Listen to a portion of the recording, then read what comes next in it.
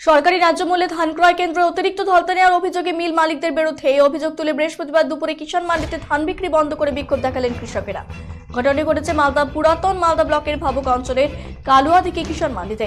কৃষকদের অভিযোগ, সেখানে সরকারি ন্যায্য মূল্যে ধান ক্রয় নির্দেশিকা রয়েছে, অথচ মিল মালিকেরা অত্যাধিক পরিমাণে কুইন্টাল প্রতি 3 থেকে 5 কিলো ধলতা নিচ্ছে বলে অভিযোগ। পাশাপাশি আনলোড করার ক্ষেত্রেও কুলিরা টাকা নিচ্ছে বলে অভিযোগে অভিযোগ তুলে দীর্ঘক্ষণ ধান বিক্রি বন্ধ করে বিক্ষোভ দেখান চাষিরা।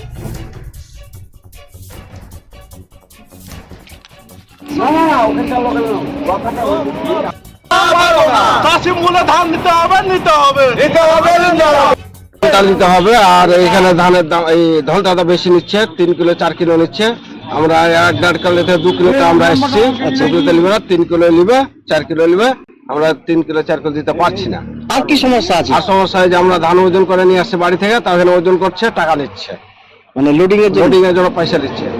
এর আগেও তো ধান দিয়েছেন, তাই সিস্টেম হচ্ছে। আর দিয়েছি তো ওরকমই চলছে। অতিরিক্ত ধলতা নিচ্ছে। কত অতিরিক্ত? অতিরিক্ত ওদের 3 কিলো 4 কিলো কুইন্টাল প্রতি, এবং যেটা ওজন করছে আমাদের মানে 1 কেজি হাফ কেজি ধরে না। ধরো যে আমাদের 700 800 700 যেগুলো হচ্ছে সেগুলো ধরছে না। টাকা কত নিচ্ছে?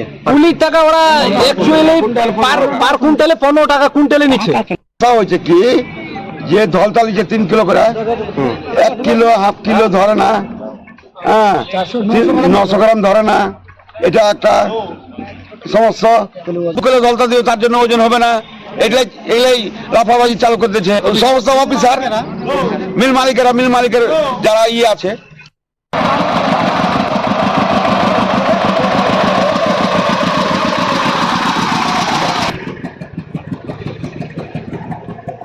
কিচ্ছু করেনি, কিচ্ছু না।